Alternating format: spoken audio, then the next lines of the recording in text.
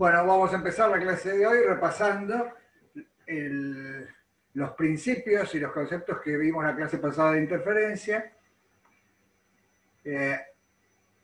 Queríamos estudiar en general las consecuencias de la linealidad de la ecuación de ondas, y es lo que llamamos principio de superposición, y nos íbamos a restringir al caso de dos soluciones de la ecuación de ondas monocromáticas. Ya tenemos una solución creada por alguna fuente, la solución 1, y tenemos la solución 2 creada por otra fuente. La solución 1 creada por la fuente 1 cuando no está la fuente 2, y la solución 2 creada por la fuente 2 cuando no está la fuente 1. Y entonces las soluciones tipo que son ondas monocromáticas están escritas acá, y las habíamos caracterizado por una amplitud y una fase, ¿sí? Y en esa fase, cuando medíamos en cada punto, en esa fase intervenían la sincronización de las fuentes 1 y 2, que son delta 1 y delta 2, y también intervenían los recorridos que habían hecho las perturbaciones desde las fuentes al punto de observación, ¿sí? Acá está todo eso.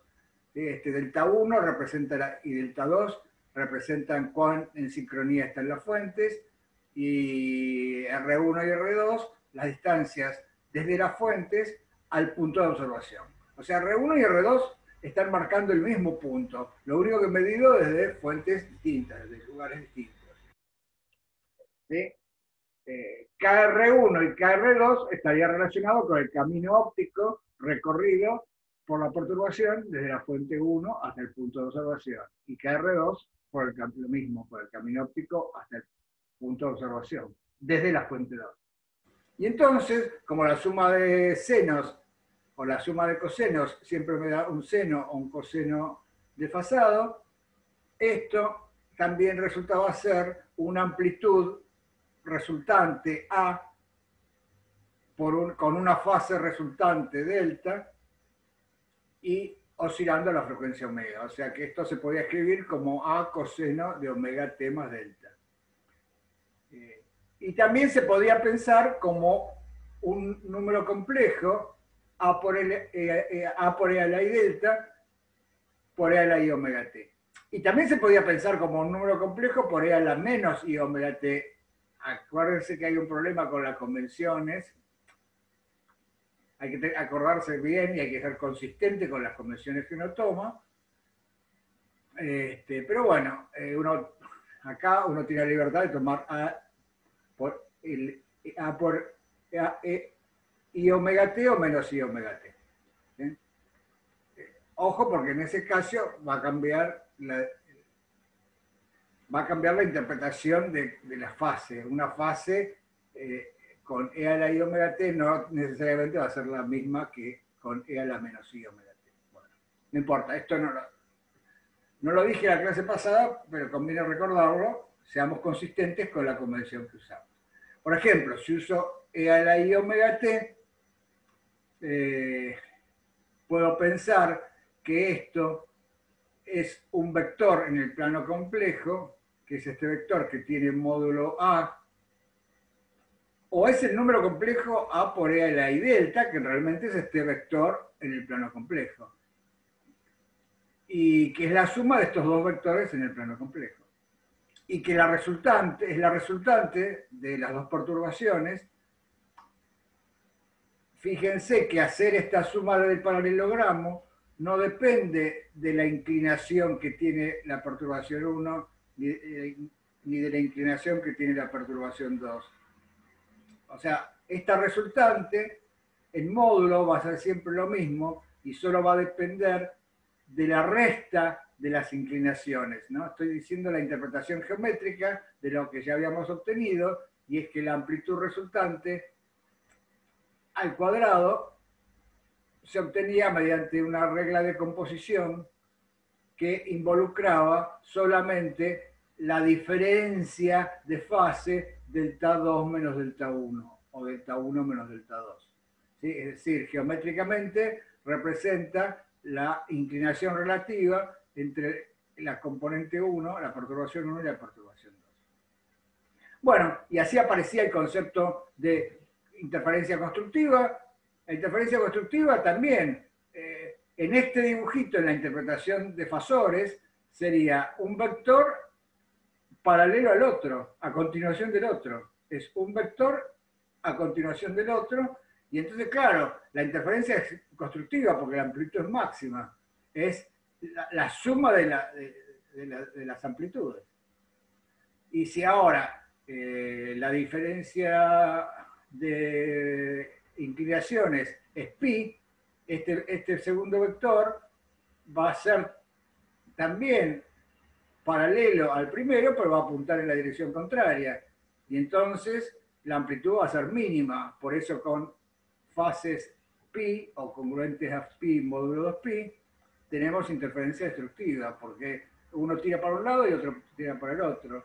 Y en el caso en que sean iguales, la interferencia es tan constructiva que la amplitud da cero.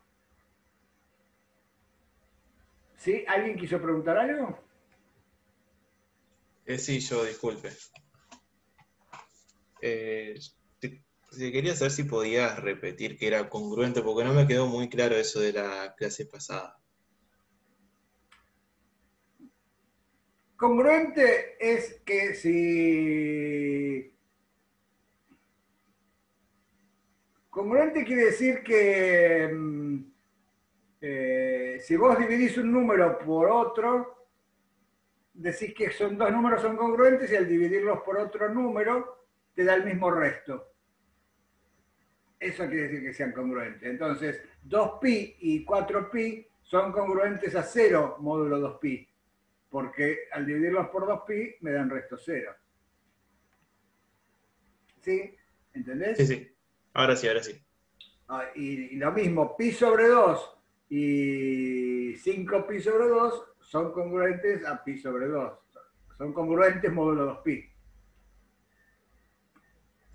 Claro, claro. Ahí está. Ahora sí. Sí, en vez de decirlo como congruente, podemos decir que phi es igual a un múltiplo entero de 2pi. Si phi es un múltiplo entero de 2pi, es decir, si phi es 2m pi con m entero, tenemos interferencia constructiva. Y que si phi es un número si phi es un número impar de veces pi, o sea, pi, 3pi, 5pi, es decir, 2m más 1pi, entonces la interferencia es destructiva. O sea, hay varias maneras de parafrasear esto. Una es que phi sea un número impar de veces pi. Y la otra constructiva es que phi sea un número par de veces pi. Eso quiere decir lo mismo que congruente a pi o congruente a 2pi. Bueno, también vimos que el lugar, debido a que la diferencia de fase que aparecía acá era una diferencia de sincronizaciones y una diferencia de caminos. ¿Sí? Por ejemplo, si yo tengo dos fuentes que están sincronizadas y pienso en cuál es el lugar donde están los máximos, y bueno, la respuesta es el lugar donde las diferencias de camino tienen el mismo valor. Los lugares, los puntos del espacio que tienen igual resultante son los puntos del espacio donde la diferencia de camino R1 menos R2 tiene el mismo valor. Y los lugares donde una diferencia de caminos de R1 menos R2 tienen el mismo valor son hipérbolas. ¿Sí? En particular, en realidad en el espacio son hiperboloides, y entonces acá están dibujados los hiperboloides que corresponden acá, por ejemplo, a R1 menos R2 igual a un valor constante, y tengo un hiperboloide. ¿Sí? Y si este hiperboloide, ese valor constante en este hiperboloide vale 2pi, se diría que este es el hiperboloide de orden 1, con m igual a 1. El m que en la transparencia pasada dije que era 2m pi. ¿No? Y si en este otro R1 menos R2 vale 4pi, en este segundo de acá, diría que este es el hiperboloide que de orden 2, porque también acá voy a tener un máximo, ¿sí? Y ese máximo de amplitud resultante va a ser porque difiere en su fase en 4pi. Y así voy a seguir teniendo más hiperboloides. Hay uno que es una superficie muy especial, que es la degeneración de este sistema de hiperboloides, que es cuando m es igual a 0, es decir, cuando R1 es igual a R2. Y este es el lugar, lo que se llama de orden 0, donde la condición de máximo no depende de la frecuencia, no depende de K, no depende de la longitud de onda. ¿Sí? Fíjense que en todos los demás, K por R2 menos R1, si es distinto de 0, depende de K. Bueno, entonces esto es un breve repaso de lo que hicimos en la clase pasada y, por ejemplo, esto muestra que con fuentes puntuales el sistema de franjas que se obtengan, el sistema de franjas para las intensidades, están en todo el espacio. Por eso, siempre con dos fuentes puntuales, porque siempre tenemos un sistema de hiperboloides, estas franjas se llaman no localizadas o también localizadas en todo el espacio. ¿Sí? Eso es algo que no se tienen que olvidar nunca, porque después va a venir una parte donde las franjas se deslocalizan y entonces lo que tienen que tener seguro es cuándo están localizadas. Y siempre que haya fuentes puntuales, van a estar localizadas en todo el espacio, ¿sí? En todo el espacio donde interfieran. Esto también va a tomar sentido más adelante. Bueno, o sea que este sería el resumen. Con fuente puntual siempre hay franjas no localizadas. En cambio, con fuente extensa, ¿sí? Que no lo vimos, pero con fuentes extensas, en general no va a haber franjas. Si las hay, son franjas localizadas. A diferencia de esto, que no están localizadas, están en todos lados. Con fuentes extensas, si hay franjas, que en general no siempre las hay, las franjas son localizadas. Por eso en la calle, cuando vemos el aceite en los días de lluvia, el aceite de los autos flotando arriba del agua, vemos franjas localizadas. No están llenando todo el espacio, son franjas localizadas, están ahí, en tal lugar, las podemos señalar, ¿sí? Mientras que en un experimento, si tuviéramos fuentes coherentes de la misma frecuencia y puntuales, las franjas serían como acá, un sistema de hiperboloides que no está localizado. ¿Sí? Bueno, el concepto de fasores es muy útil si uno incluso quisiera seguir esto para hacer la interferencia de n fuentes. La interferencia de n fuentes es algo que es fundamental para todo lo que viene después, porque y también para lo que estudiamos antes, lo que pasa es que no le habíamos prestado atención, pero por ejemplo, si pensamos que el principio de Huygens habla de que cada punto del frente de ondas es un emisor puntual de onditas esféricas y que un instante después el frente de ondas resultante es la envolvente, justamente la envolvente quiere decir eso, quiere decir la interferencia. Entonces, yo podría poner en marcha el principio de Huygens, agarrando, tal como lo hicimos en muchas simulaciones, dividiendo el frente de ondas en varios fragmentos y pensar que cada fragmento es una fuente puntual. Y en cada punto hacer la interferencia de esas fuentes. Entonces, por ejemplo, si yo tuviera n fuentes y estuviera mirando en un punto P, lo que tendría que hacer es lo mismo que hicimos la clase pasada, sumando 2, pero ahora sumando n. Fíjense que tendríamos que sumar a menos del factor e a la i omega t, que no lo estoy escribiendo, lo que tendría que sumar son n fasores de la forma a sub n por e a la i delta n, tal como acá sumábamos fasores a1 por e a la i delta 1 más a2 por e a la i delta 2, y me daba la resultante así. Bueno, de la misma manera, en este caso, tendríamos que sumar n fasores.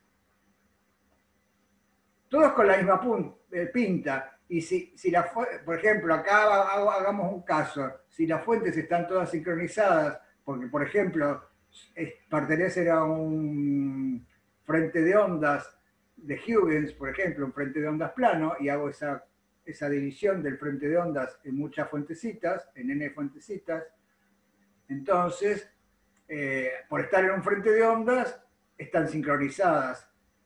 El término que corresponde a los deltas, a los delta minúsculas, son todos iguales porque están prendidas simultáneamente, están en el mismo frente de ondas. Lo que difieren son los aportes de los Kr sub 1, Kr sub 2, etc. Y entonces, en esa suma de fasores, voy a tener a sub n por e a la i Krn. Y si saco factor común e a la i Kr1 de esta suma, me queda a sub n por e a la i Kr1 menos Rn. Es decir que lo único que importan son las diferencias de camino relativas a un camino al primero, pero podría haber sacado otro factor común. Algún camino, o sea, lo que importan son las diferencias de camino para el resultante, porque la resultante es el módulo de esta suma, y en el módulo de esta suma esto se va a ir y solo va a quedar, es igual, el módulo de esta suma es el módulo de esta otra suma, porque este factor de acá tiene módulo 1. Entonces lo interesante es que si yo hago esta suma de n esto sería interferencia de n fuentes que emiten en fase. De nuevo, es muy útil el concepto de fasor porque, por ejemplo, si están, si tengo que hacer de nuevo la regla del paralelogramo, y entonces, de acuerdo a los valores de las amplitudes y de los ángulos relativos entre los distintos fasores, podría ser que me diera una cosa así, que no se cierra, y entonces tengo la resultante, sería esta línea roja, ¿sí? El módulo sería esto, y tendría una interferencia que no es lo más constructiva que puede ser, porque lo más constructiva que puede ser hubiera sido que todos los segmentitos estuvieran alineados, y entonces tendría una resultante larga, y tampoco es lo más destructiva que puede ser, porque lo más destructiva sería que la punta de esta flechita muerda la cola de esta otra flechita. Entonces este sería un caso de interferencia que no es ni lo más constructiva ni lo más destructiva, es un caso intermedio que tiene que ver con que las amplitudes no son iguales y las fases no están, las fases atribuibles a estas diferencias de camino no me cierran el polígono resultante. ¿Sí? ¿Lo ven? En cambio, por ejemplo acá, si la diferencia de fase entre dos perturbaciones consecutivas hubiera sido pi sobre 2 y sumara 4, por ejemplo, ven acá tendría, si la diferencia de fase entre Kr1, esta perturbación, entre 4 perturbaciones, fuera consecutivamente pi sobre 2, pi sobre 2, claro, antes creo que dije mal, creo que dije pi sobre 4, no me acuerdo, si fuera pi sobre 2, entonces tendría la primera, la segunda, la tercera y la cuarta cerraría y la interferencia sería destructiva, ¿sí? Porque la amplitud del resultante es 0. Y acá también muestro otro caso donde si las amplitudes estas son iguales y las diferencias de fase satisfacen la relación de un polígono regular, también la resultante es 0. Entonces, acá vemos cómo los fasores nos ayudan a pensar geométricamente el tema de las resultantes, no solo en el caso de 2, como vimos la clase pasada, sino en el caso de cualquier caso, en el caso de n fuentes. Bueno, lo que vimos es que toda nuestra teoría se viene abajo en el caso en que las fuentes son incoherentes debido a que provienen de trenes de ondas originados por fuentes térmicas, es decir, cuando tenemos luz natural. Porque cuando tenemos luz natural, la diferencia de fase varían al azar en tiempos muy chiquitos y entonces en un momento los hiperboloides máximos están en un lugar y en otro momento los hiperboloides máximos están en otro lugar y van cambiando por más que las fuentes sean puntuales, pero si son fuentes independientes, diríamos, son fuentes completamente incoherentes porque su fase inicial varía al azar. Y entonces el sistema de hiperboloides va cambiando 10 a la 8 veces en un segundo. Y en definitiva no vemos sistemas de franjas. Entonces, eso se arreglaba con el concepto introducido por Young de producir dos fuentes secundarias a partir de una fuente primaria. ¿Sí? La fuente primaria está por acá, y viene el frente de ondas, ilumina dos agujeritos, y entonces ahora lo que interfieren son estas dos fuentes secundarias. ¿Sí? Las fuentes, estas de Young, ahora tienen la misma fase porque están prendidas por el mismo fuente de ondas, por el mismo frente de ondas. Y si bien la fase del frente de ondas incidente varía 10 a la 8 veces en un segundo, varía tanto en el agujerito de arriba como en el agujerito de abajo. ¿Sí? Entonces, eso es el interferómetro de Young, ¿sí? Que es como el padre de todos los interferómetros, que permite obtener un sistema de fuentes coherentes, dos fuentes coherentes, a partir de una fuente cuya fase inicial varía al azar.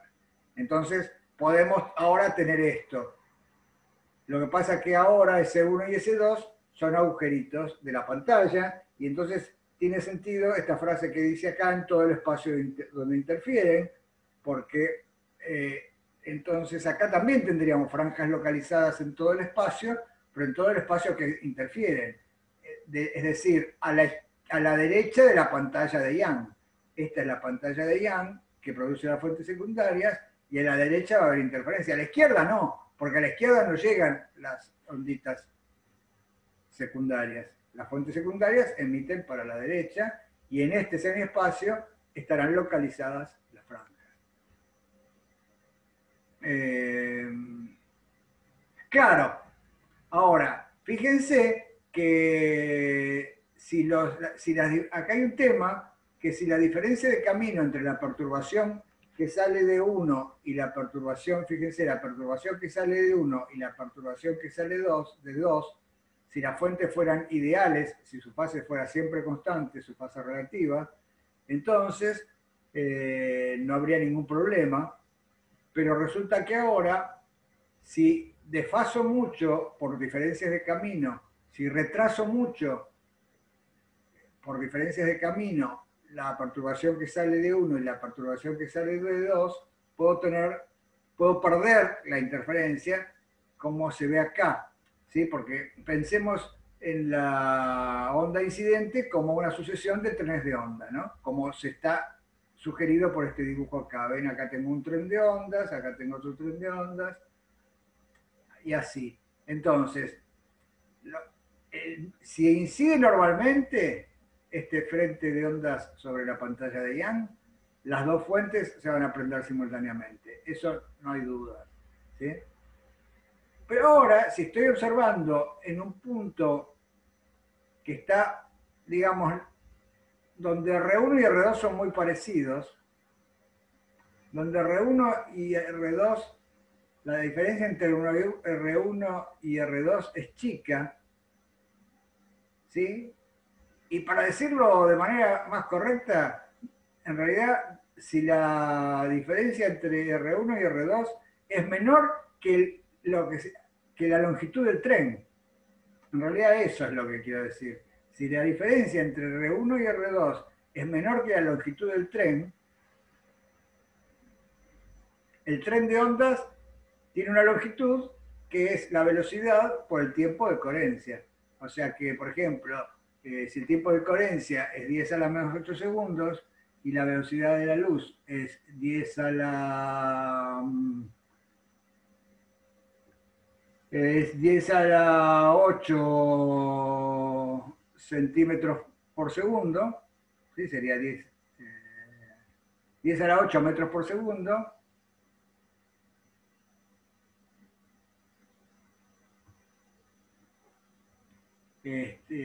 La longitud de coherencia es la velocidad de la luz por el tiempo de coherencia, ¿sí? Entonces esto me da como del orden de 3 metros.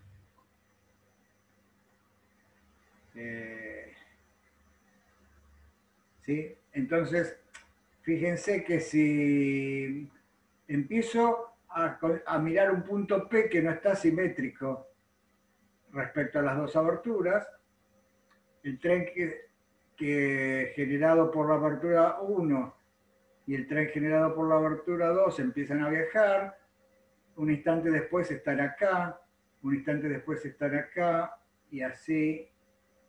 Empieza a haber un pequeño retraso entre ellos, pero si la diferencia de caminos es menor que la longitud del tren,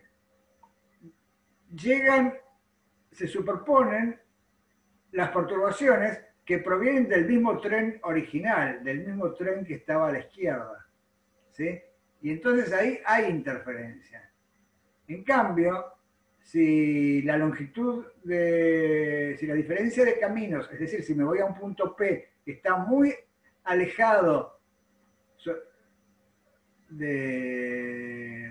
está mucho más alejado de la fuente 1 que de la fuente 2, si su diferencia de caminos es mayor que la longitud de coherencia, es decir, que la longitud del tren, entonces, de nuevo pasa lo mismo, viene un tren, prende simultáneamente las fuentes S1 y S2, en un instante tengo el tren que salió de 1 y el tren que salió de 2, después el tren que salió de 1 y el tren que salió de 2, y así, fíjense que el tren que salió de 1 se empieza a retrasar, está cada vez más retrasado a la vez que recorre más camino, y llega un momento donde lo tengo al tren que salió de 2, está mucho más adelantado que el tren que salió de 1, por ejemplo acá con la letra E, fíjense.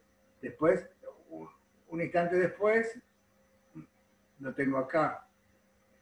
Y cuando llego al punto P, entonces, cuando el tren marcado H llegó al punto P, el tren marcado H que pasó por la ranura 2 todavía no llegó al punto P.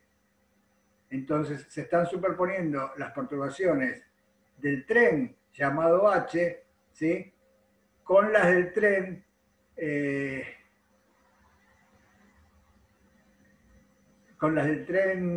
adyacente, ¿sí?, y que tiene una fase distinta y que entonces nos está manteniendo que la diferencia de fase entre las fuentes sea constante en el tiempo.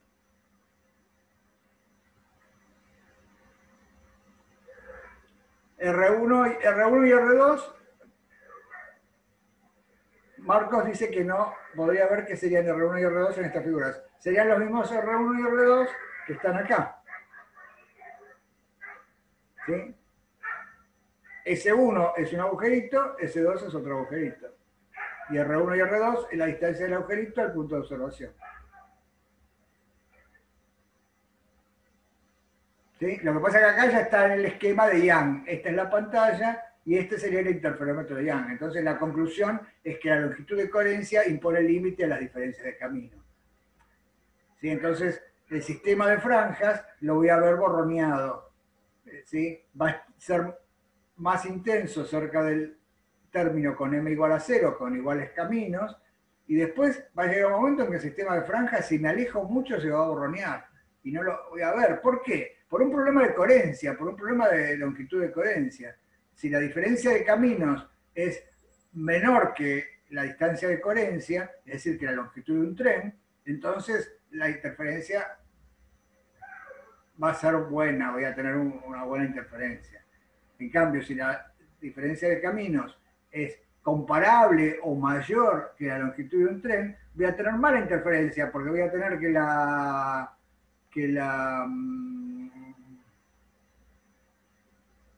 el extremo de un tren está coincidiendo con el final del otro, aunque sea el mismo, y entonces la interferencia se va a borronear. Lo mismo digo si, si este tren de ondas, en vez de incidir normalmente sobre la pantalla de Young, incidiera inclinado. ¿Sí? Como por ejemplo acá. Si yo asimetrizara la configuración de Young, que la configuración de Young era con la fuente primaria acá, y F1 y F2 los agujeritos, es decir, las fuentes secundarias,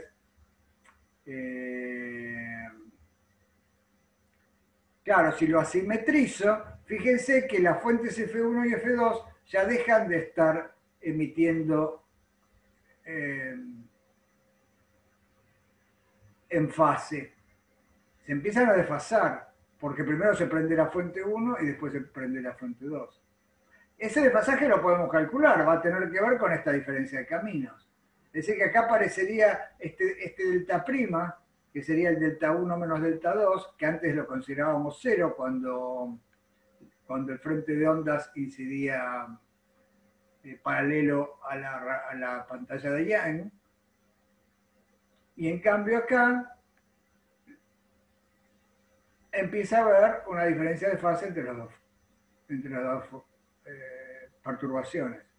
De las perturbaciones que llegan al punto de observación están desfasadas no solo porque el camino de las fuentes al punto de observación es distinto, sino también porque las fuentes se prendieron a tiempos distintos.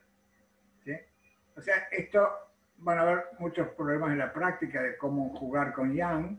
Este es el principio. Lo único que les digo es cuidado con asimetrizar mucho, porque si asimetrizo mucho, entonces ahora también los trenes de onda se van a desfasar mucho y el tren de ondas que ilumine el agujerito 1 va a ser distinto al tren de ondas que ilumine el agujerito 2 y entonces tampoco voy a ver interferencia.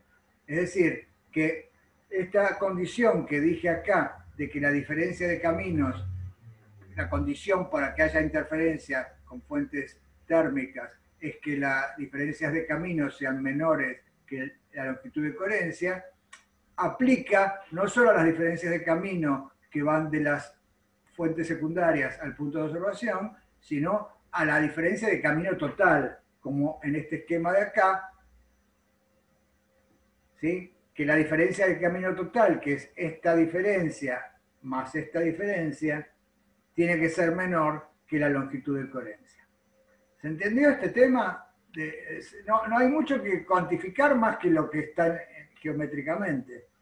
El concepto importante es darse cuenta que los trenes de onda no los puedo desfasar mucho, porque si lo desfaso mucho, es como que tuviera dos trenes y que la cabecera de un tren está interfiriendo ya con otro tren que tiene una fase distinta. ¿Quieren hacer alguna pregunta de esto?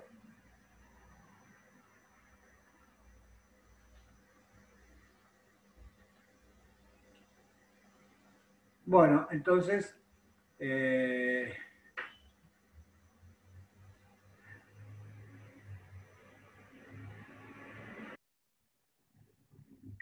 desfasar mucho, separar mucho los agujeros, si la fuente es simétrica con los dos agujeros, no hay problema, porque van a estar iluminados los dos simultáneamente. ¿Sí? O sea que Javier pregunta, ¿desfasar mucho sería separar mucho los agujeros? En principio no, porque si separo mucho los agujeros, los trenes van a llegar igual simultáneamente. si la extensión espacial del tren es grande, ¿no? También, porque eso depende mucho. O sea, si separo mucho los agujeros e ilumino con un puntero láser de los comunes, no voy a tener interferencia. Pero eso es por otro motivo, porque la perturbación no se extiende espacialmente en la dirección transversal lo suficiente. Yo acá estamos hablando, fíjense que acá estamos hablando de cuánto se extiende la perturbación en la dirección de propagación. Entonces, el concepto de longitud de coherencia está asociado a una distancia en la dirección de propagación. ¿Te queda claro, Javier?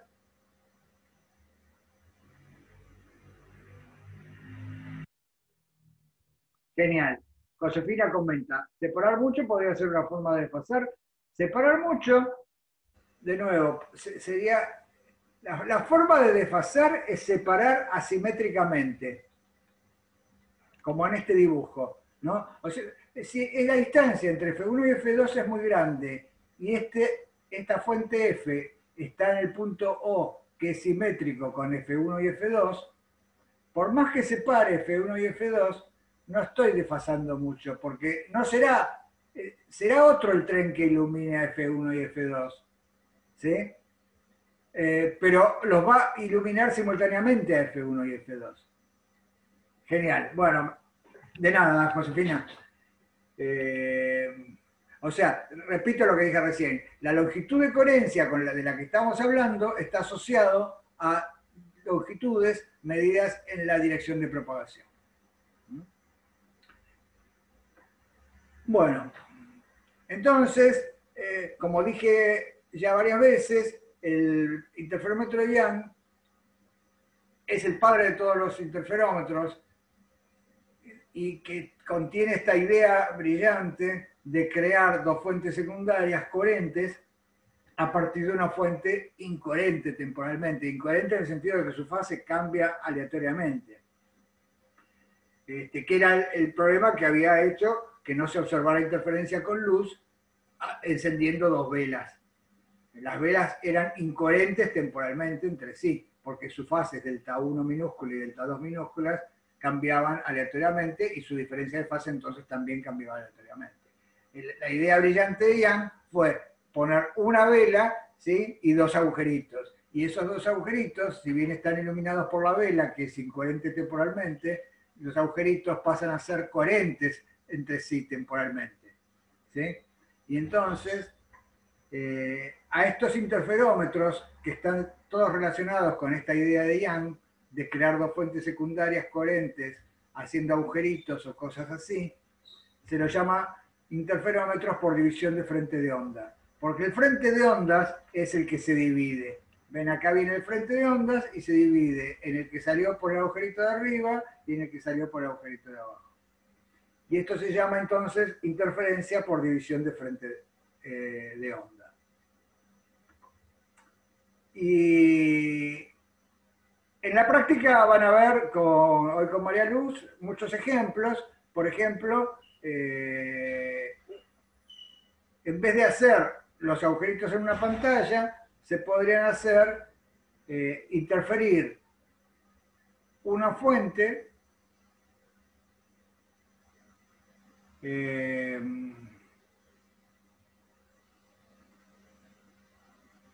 con dos espejos inclinados. Esto se llama espejos de Fresnel. Entonces, ahora lo vamos a ver, ¿no? En el sistema equivalente es que dos espejos que forman un cierto ángulo, producen dos imágenes y lo que entonces interfiere son las imágenes de la fuente S, la imagen dada por el espejo 1 y por el espejo 2. Bueno, en esta tablita está cómo es el esquema de cada sistema, de tres sistemas de división de amplitud, que son los espejos de Fresnel, que son dos espejos inclinados, el espejo de Lioy, que es un solo espejo, y por ejemplo esta que se llama la bilente de Billet, que son lentes partidas que también producen el efecto es producir imágenes que sean coherentes entre sí y que jueguen el papel. Acá está en esta tabla el equivalente de cuáles serían las fuentes S1 y S2 de Young, las fuentes secundarias. Y bueno, aparecen parámetros que tienen que ver con la geometría, por ejemplo acá el ángulo alfa entre los espejos, o la distancia de la fuente al espejo, bueno, y así todos los, digamos, ustedes van a poner a prueba en realidad los conocimientos hasta acá. Lo que viene a partir de considerar los distintos interferómetros por división de frente de onda es ingeniárselas para encontrar las fuentes S1 y S2, las fuentes secundarias, creadas a partir de una fuente primaria. ¿Sí? Que en este caso es re fácil porque acá tenemos, las fuentes secundarias son los agujeritos. Ahora, si no se usa un sistema como estos, si no se usa otros sistemas, como los que están esquematizados acá, de interferómetros por división de amplitud, bueno, simplemente hay que poner a prueba si uno entendió cómo actúa el interferómetro de Young. No son otra cosa que interferómetros de Young. Bueno, acá está el espejo doble de Fresnel. Se los cuento porque es muy importante este experimento hecho por Fresnel, porque elimina objeciones que le hicieron los seguidores de Newton a Young. O sea, los creyentes en Newton tenía mucho peso y cuando uno tiene mucho peso se transforma ya en un gurú que todo el mundo le cree y no pone en tela de juicio lo que dice. Y entonces la gente que ya creía en lo que decía Newton, que Newton decía que la luz eran corpúsculos, se negaba a admitir que el experimento de Young era una prueba contundente del carácter ondulatorio de la luz. Y le buscaban cosas, como siempre, como está contado muy bien en dos anécdotas que son, en dos ejemplos, que es muy interesante que los lean después, que es la tetera de Russell, es un ejemplo imaginario que dio Russell, o el dragón en el garage, que es también un ejemplo que dio Sagan, es un ejemplo simplemente de cómo se le puede buscar, cómo se puede tratar de mantener una idea siempre buscándole algún pretexto. Entonces, bueno, ante el experimento de Young, los newtonianos le buscaron pretextos al experimento de Young diciendo, bueno, lo que pasa es que si son partículas, ahora viene la pantalla y estas partículas van a golpear con la pantalla y entonces, ¿qué me podés decir de la interacción entre las partículas y la pantalla? Y Young, no sé si lo dijo, pero si yo hubiera sido Young, yo habría dicho, mirá, no sé nada porque no son partículas. Estoy diciendo que son ondas, pero los newtonianos decían, bueno, pero acá las partículas le hicieron algo, la pantalla esta y los agujeritos le hicieron algo a las partículas. ¿Qué le hicieron? La interferencia se explica por lo que le hicieron los agujeritos a las partículas. Y entonces así se podía estar discutiendo toda la vida hasta que Fresnel hizo este experimento donde no tenía agujeritos. Entonces, justamente la gracia de este experimento, que no es otra cosa que un interferómetro de Young, pero sin agujeritos, ¿sí? El único agujerito está en que para crear la fuente S. Pone una fuente puntual, que, por ejemplo, la luz del sol y hace un agujerito en una pantalla, y esta actúa como fuente puntual, y entonces los rayos que salen de la fuente puntual llegan al primer espejo que está inclinado y se reflejan, y llegan al punto P. ¿Cómo se reflejan los que en el primer espejo?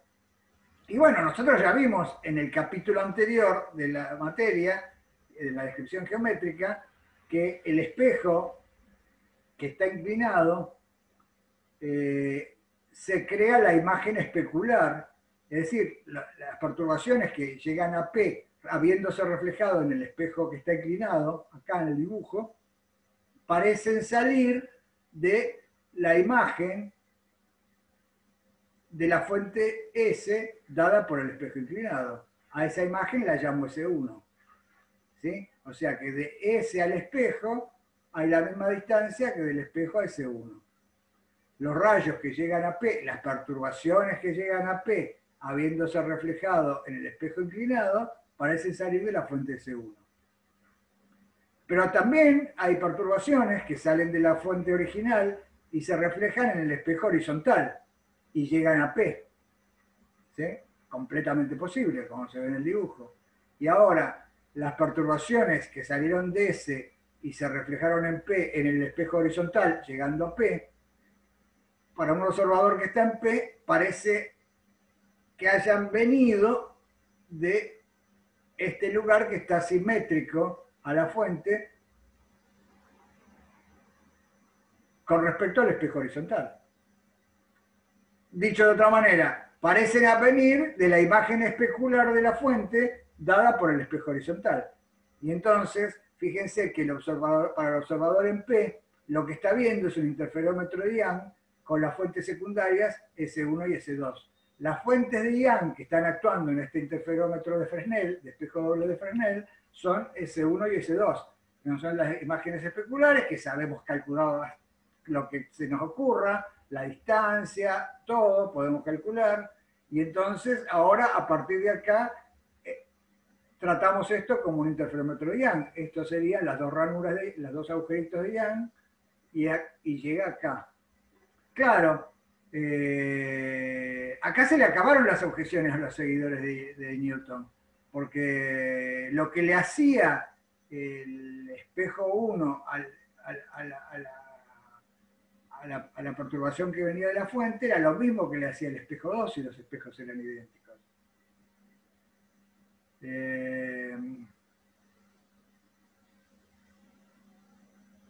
Veo que hay unos comentarios. Josefina pregunta, ¿en qué época hizo esto Young? Bueno, esto lo hizo como a principios del siglo XIX, cuando acá se estaba declarando la independencia de Tucumán, más o menos. Ahora voy a agregar algo de eso. Alejo dice, ¿cómo hacían para asegurarse que haya una sola fuente? Haciendo una cámara oscura, por ejemplo, claro, por ejemplo, en una habitación oscura, dejo pasar un haz y en una pantalla opaca hago un agujerito. ¿Sí? Y eso es la fuente. Y los haces que salen de ese agujerito es como si hubiera prendido la fuente. ¿Sí? Entonces, bueno, realmente es un momento histórico que tenemos que tener en cuenta, ¿sí? Porque, bueno, lo que les conté recién, acá está explicado lo que les conté recién, ¿no? Que cuando Young publicó su trabajo en 1804, fíjense, 1804, la teoría más aceptada era la de Newton, la teoría corpuscular. Y en cambio, por ejemplo, Young o Fresnel en Francia, que eran teóricos ondulatorios, y para ellos la luz era un fenómeno elástico, una onda elástica, ¿no? Todavía no se sabía el electromagnetismo. Y bueno, se podría haber esperado que todos aceptaran el resultado de Young como una prueba irrefutable de la teoría ondulatoria, pero sin embargo, lo que está subrayado en anaranjado es eso, esto no fue el caso. Y como Young no tenía entrenamiento matemático y tenía un estilo bastante oscuro de contar las cosas, en ciencia no solo es importante saber hacer ciencia, sino también saber contarla. Por eso también alentaba que publicaran sus cosas en Twitter. se hacen experimentos, porque cuando uno hace el experimento también lo tiene que saber contar. Y si uno tiene que contarlo en una red social, no es lo mismo que, que nada, que solamente mostrar una foto. La comunicación es muy importante y bueno, se ve que Young no comunicó o no se adelantó a las objeciones que podía tener su comunicación. Y esto también es importante, que se podía ver, la gente decía que los que se querían oponer a la teoría ondulatoria que decían que las partículas que componían la luz habían interactuado mecánicamente con el material de las rendijas y entonces así se doblaban y los haces y ocurría la difracción, esta desviación de la trayectoria rectilínea predicha por la descripción geométrica, y decía eso se produce porque aparecen las rendijas, los agujeritos estos, y bueno, justamente en 1819, en 1816 empezó a hacer estos experimentos, lo escribió ya en 1819, y justamente este experimento tira abajo las objeciones porque acá no hay rendijas, está solo esta rendija. O sea, que no hace falta, si uno pone una fuente puntual es lo mismo. Entonces, que los rayos se doblen y haya interferencia en distintos puntos del espacio no es debido a la interacción mecánica entre partículas y las rendijas, nada, sino están interactuando con estos espejos. Y así que bueno, este es un momento histórico que es cuando se establece la teoría ondulatoria de la luz, aún sin saber cuál era el carácter fenomenológico de esta teoría ondulatoria. Se supuso que era una vibración de alguna sustancia que no se había encontrado. Y esa sustancia se la llamó éter. O sea, que eran las vibraciones del éter. Entonces después vino otra gran discusión en ciencia, que es tratar de encontrar el éter, ese supuesto éter, que después se demostró que no existía, porque estas ondas se propagaban, no necesitaban de un medio para propagarse, sino que se propagaban aún en el vacío. Y eso viene 50 años después con los descubrimientos, con la conceptualización que hizo y la unificación que hizo Maxwell de la teoría electromagnética.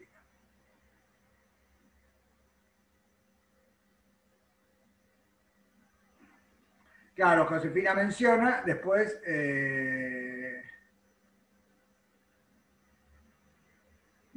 sí, Josefina menciona el problema de la cuántica, que ya lo menciona Facundo antes.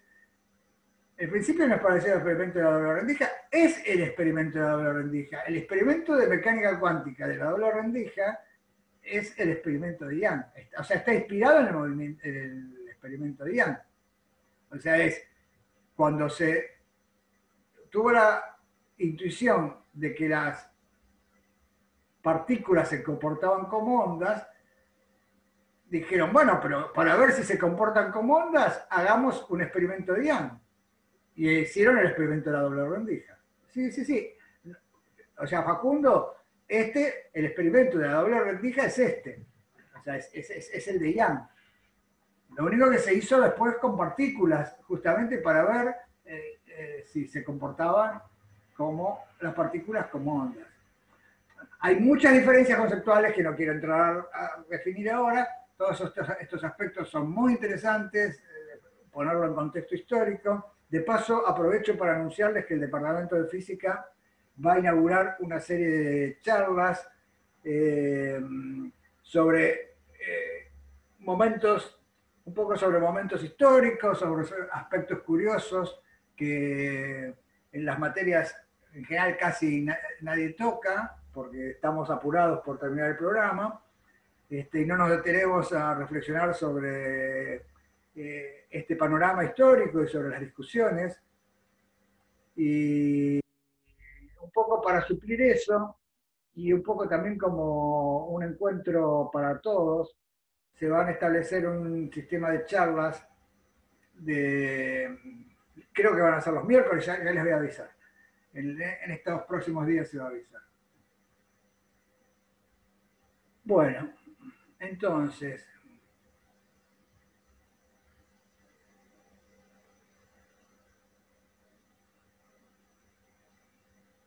bueno, acá esto entonces, todos los detalles los van a ver en la práctica. Fíjense que en definitiva lo que les falta ver es ponerse a prueba si saben, si entendieron cómo es esto del experimento de Young y cómo funciona la interferencia, y en cada situación lo que van a tener que descubrir es cómo se producen las fuentes secundarias a partir de la fuente primaria.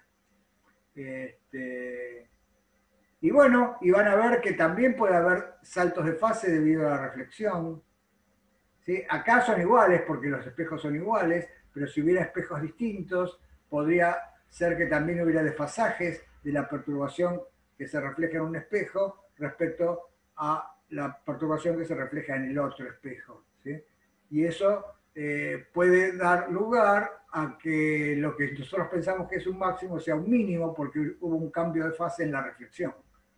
¿Sí? Acá si hubo un cambio de fase en esta reflexión, también hubo un cambio de fase en esta, y entonces ni nos preocupamos en discutirla, pero en otros casos sí va a haber que prestar atención a esas nuevas saltos de fase que no son atribuibles a diferencias de caminos. ¿Sí?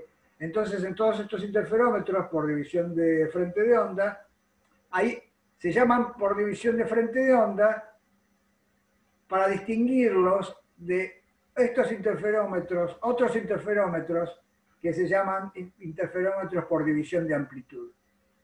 Conceptualmente son los mismos, es la misma idea conceptualmente. La idea es generar dos fuentes secundarias coherentes entre sí a partir de una fuente primaria cuya fase varía al azar. ¿Sí? Pero en vez de hacerlo dividiendo el frente de ondas en dos frentes como en Young, o como en el análogo, que divide este frente de ondas incidente, lo divide en un frente de ondas reflejado en un espejo y en un frente de ondas reflejado en otro espejo, en estos interferómetros por división de amplitud también se generan imágenes, pero por división de amplitud. ¿Sí?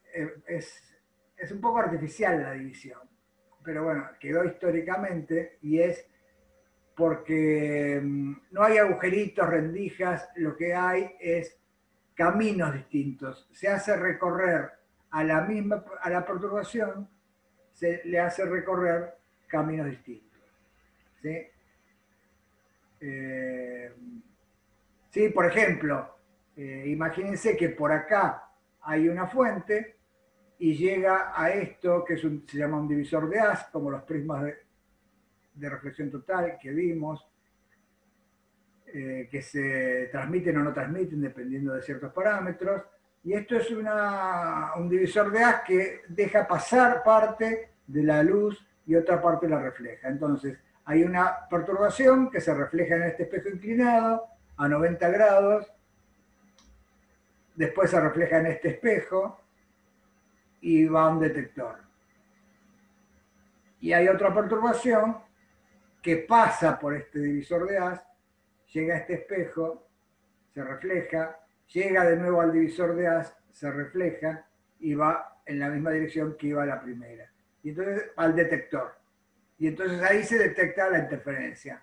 Este es el principio del llamado interferómetro de Michelson, que se llama por división de amplitud, porque parte de la amplitud incidente se refleja, parte de la amplitud incidente se transmite. Y entonces, nada. Pero en definitiva, lo que se crean son dos imágenes, ¿sí?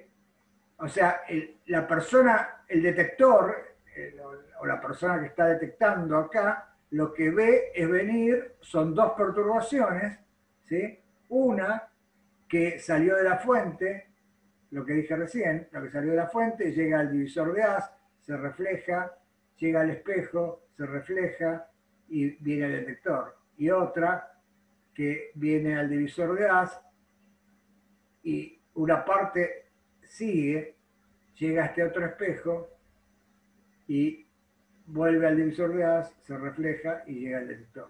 En definitiva, el que está acá, lo que ve venir es dos perturbaciones como si vinieran desde las fuentes secundarias S'1 y S'2. ¿Cómo se encuentra la posición de estas fuentes secundarias S'1 y S'2? Haciendo óptica geométrica, haciendo reflexiones y viendo cómo ubicar estas fuentes. En esta situación en que el espejo M1 es perpendicular al espejo M2, las fuentes están así, alineadas. Es muy fácil ver, haciendo geometría, que las fuentes están alineadas y separadas a una distancia. ¿Sí? Ahora, si el espejo M1 y M2 están chanfleados con respecto a esta situación, las fuentes están en otra posición y hay que descubrirlo. ¿Sí? Y entonces es como hacer cortes perpendiculares al segmento que une las fuentes en los hiperboloides, y entonces lo que se observa acá son círculos de intensidad máxima, mínima o intermedia, o en este caso el corte se hace en una dirección que es que no contiene el segmento S'1, S'2, y lo que se observa son franjas. ¿Sí? O sea, con el interferómetro de Michelson se pueden obtener este sistema de franjas o este sistema de franjas de acuerdo a cómo estén alineados los espejos. Pero la idea es la misma, es buscar dónde están las imágenes especulares producidas por esta reflexión, y buscar la otra imagen producida por esta reflexión. ¿Sí? Y entonces, ajustando las distancias entre el espejo M1 y el detector, y el divisor de haz, y el espejo M2 y el divisor de haz, se puede medir cosas.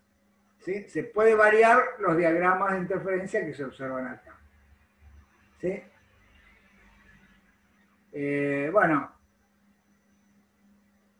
si ustedes hacen ese esquema, ¿sí? Por ejemplo, acá tienen la fuente que está a una distancia L0 del divisor de haz, y entonces fíjense que la perturbación que viene de la fuente y se refleja en el divisor de haz, se refleja hacia la izquierda, hacia el espejo 2, ¿sí? Pero para el espejo 2, ¿de dónde la ve venir a esta perturbación? Y bueno, la ve venir como si viniera de la imagen esta virtual, dada por el espejo inclinado, por el espejo inclinado de la fuente F. ¿Lo ven todos? Eso es simplemente esta fuente, este círculo negro que está dibujado acá, es la imagen especular de la fuente original, F, dada por el espejo, por el divisor de haz. Y ahora el espejo 2 ve venir la perturbación como si viniera de esta imagen especular. Y entonces puedo calcular el camino que recorren, y después el espejo 2 hace rebotar la perturbación. Y entonces de nuevo, el que está en el divisor de haz le parece que la perturbación que viene del espejo 2 viene de la imagen especular de esta, dada por el espejo 2 de esta fuente. Que esta imagen actúa como objeto para el espejo 2. Y entonces me da esta imagen virtual. Y entonces el divisor de haz ve venir como si viniera de esta imagen virtual. Y ahora el divisor de haz lo refleja, y entonces el detector que está en F, el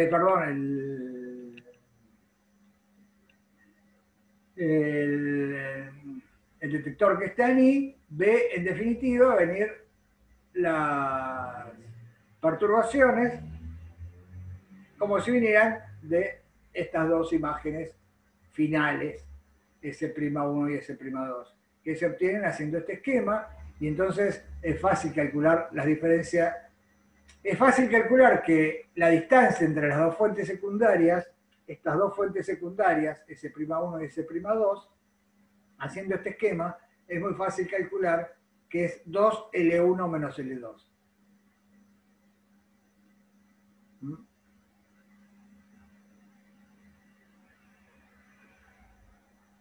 Entonces, L1 es la distancia del espejo 1 al divisor de A, y L2 es la división, es la distancia del espejo 2 al divisor de A. ¿Sí? Entonces, quédense con esto, hagan esta demostración, es muy fácil. ¿Sí?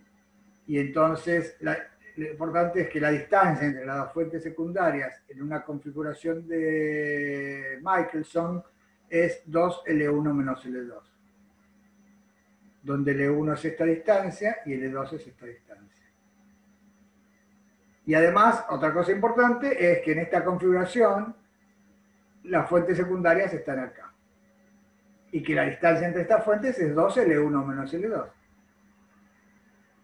Ahora, con eso todo se reduce a Yang, ¿se dan cuenta? Por eso decía que si entienden bien Yang, se entiende, pueden hacer toda la práctica, por lo menos todo lo que se refiere a división de frente de onda o división de amplitud.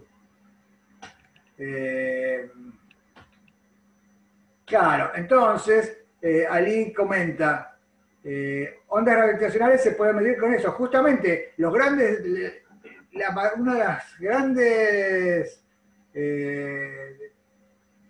desarrollos tecnológicos de los detectores de ondas gravitacionales son los interferómetros que tienen. Tienen unos interferómetros poderosos. Si no hubiera sido por esos interferómetros, no se habría podido detectar las ondas gravitacionales.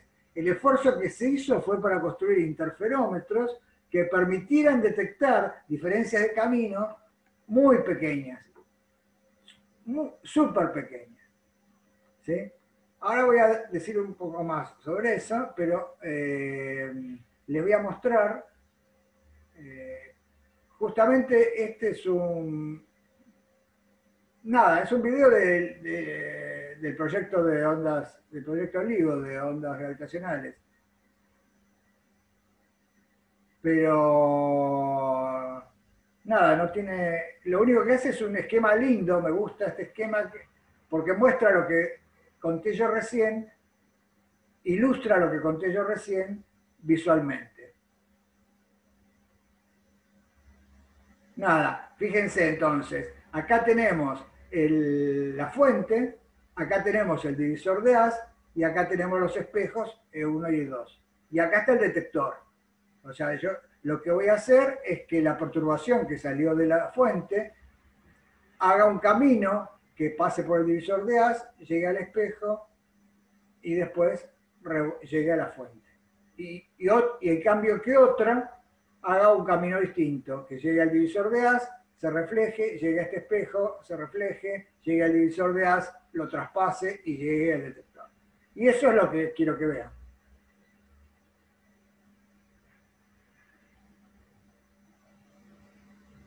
Claro, entonces, ¿esto qué quiere decir? Esto quiere decir que, así contado, que en el detector voy a ver un máximo o un mínimo, voy a ver un resultado de la interferencia y voy a decir, uy, es un máximo, porque los caminos son iguales o difieren en un múltiplo entero de longitudes de onda.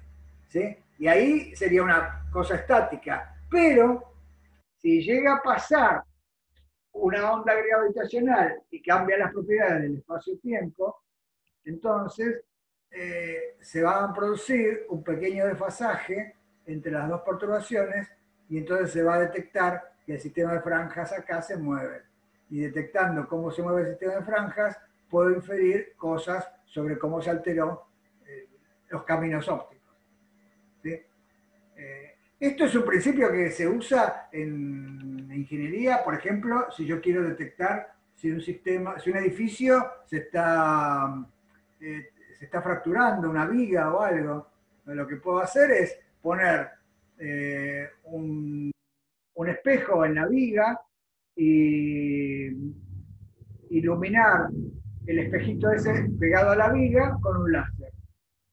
Y hacer que la luz que sale del láser se refleje en el espejo que está en la viga y que otra parte no pase por la viga, venga directo al detector. ¿Sí? y voy a ver un diagrama de interferencia. Si la viga se está desplazando por algún motivo, porque el terreno se está hundiendo o porque se está fracturando, estuvo mal diseñado, lo que voy a ver es que el diagrama de interferencia cambia. Y lo interesante es que el diagrama de interferencia cambia cuando la diferencia de caminos varía en media longitud de onda, pasa de un máximo a un mínimo. Entonces, viendo cosas en el detector, puedo inferir diferencias de camino muy chiquitas, del orden de media longitud de onda, que para la luz es del orden de un cuarto de micrón. O sea que es un cuarto de la milésima parte de un milímetro, o sea, la millonésima parte de un metro. O sea, por eso en los interferómetros, la interferencia es un tema en sí mismo que da para muchísimas materias de posgrado y para especializaciones técnicas, porque permite medir, observar diferencias de camino muy pequeñas. Y entonces, bueno, vamos a terminar de ver esto. ¿Ven? Entonces acá lo que está mostrando, ahora lo van a mostrar con frentes de onda, ¿no? O sea, acá los frentes de onda que se reflejaron en el divisor de haz salieron con la fase impuesta por la onda incidente, ¿sí?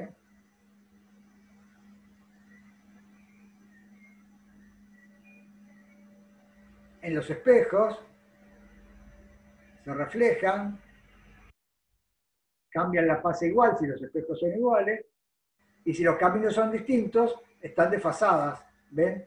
Acá lo que tenemos es que las ondas azules y las amarillas, que son las que hicieron un camino o el otro, están desfasadas. De acuerdo a los caminos que recorrieron en cada rama, así es el desfasaje y así va a ser la resultante que observa el detector.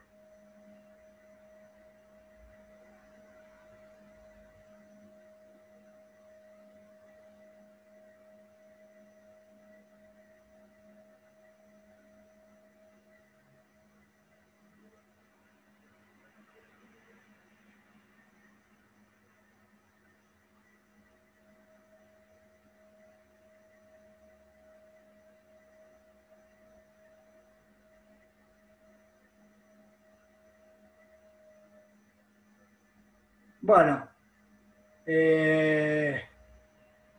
esto es la aplicación, por ejemplo, para detectar ondas gravitacionales o para detectar cualquier otra variación de camino, ¿no? Les voy a mostrar otro que es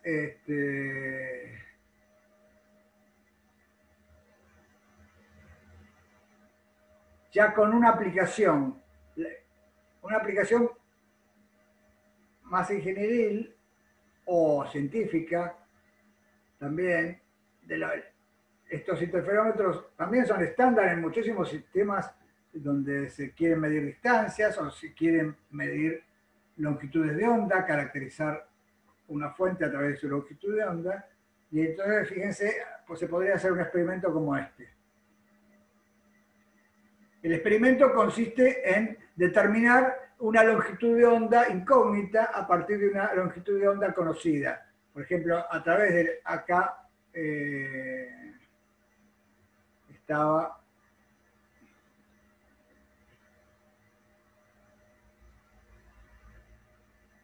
acá está un láser, acá hay un láser de helio neón con 4 miliwatts de potencia de salida, ¿sí? Que tiene una longitud de onda que es muy conocida. Creo que es 0,632 nanómetros. ¿Sí? El helio neón. El helio neón tiene una longitud de onda de 0,632 nanómetros. Y entonces, la luz que sale de ese llega al divisor de haz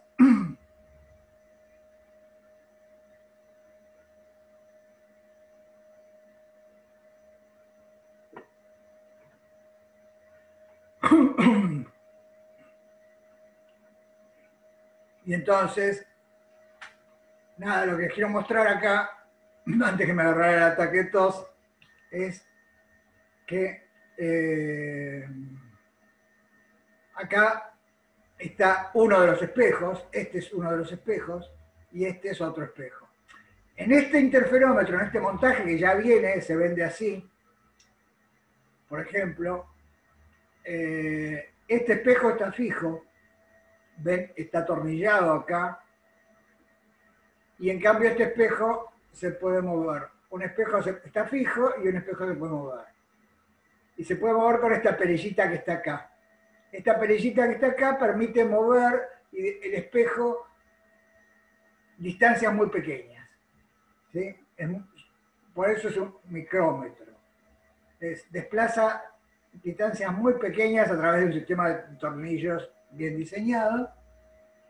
Y entonces se puede regular la distancia L1 y L2, que lo que importaba era la distancia entre las dos fuentes, era 2 L1 menos L2. Entonces acá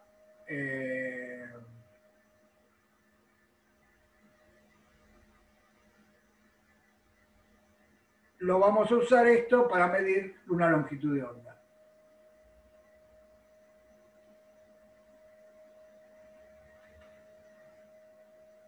Entonces, acá está el haz incidente que viene, llega al divisor de haz y a los espejos, eso ya está claro para todos, ¿no? Y entonces, acá, a través del divisor de haz, el observador que está por acá ve las dos fuentes puntuales y si pongo una pantalla, lo que voy a recoger son las circunferencias concéntricas asociadas a los hiperboloides de revolución, ¿no? Y cambiando la distancia de uno de los espejos, lo que voy a hacer es que la franja de orden 0, la franja de orden 1, pase a ser la de orden, a ocupar el lugar de la orden 2, ¿sí? Voy a hacer que este sistema de franjas se mueva. ¿Ven? Están moviendo el micrómetro y se está moviendo el sistema de franjas. Porque estoy cambiando la distancia L1 menos L2. Y entonces el punto clave es que cada vez que el diagrama vuelve a una posición idéntica, es decir, que un máximo coincide con donde estaba antes un máximo, entonces tenemos que inferir que la diferencia de caminos varió media longitud de onda, porque la diferencia es el doble. Entonces, si la diferencia de caminos, L1 menos L2, cambió media longitud de onda, multiplicado por 2 me da una longitud de onda, y si antes había un máximo, ahora también hay un máximo. Y entonces, bueno, esto también sería una manera, fíjense, de medir el desplazamiento. Yo podría medir el desplazamiento del espejo. Lo que pasa es que ya lo tienen calibrado con este tornillo, pero si lo quisiera calibrar el tornillo, lo podría calibrar mirando estas cosas de acá. ¿Sí? Cada vez que un máximo, que el diagrama retorna a su figura anterior, seguro que cambió media longitud de onda. Y ahí estoy moviendo el tornillo y haciendo que los ciclos estos vayan continuando, ¿no?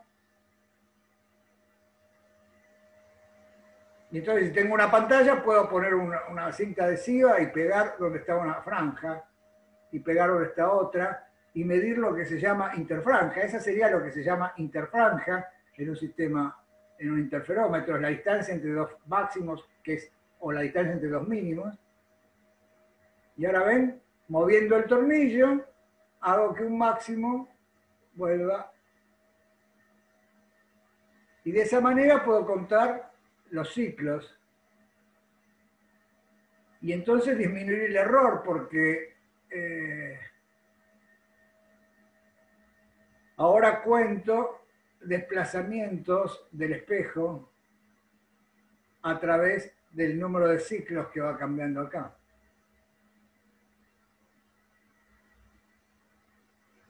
Claro, bueno, lo pasa el tornillo, yo esto también lo puedo medir con el tornillo, me da 6,5 micrones, que desplacé.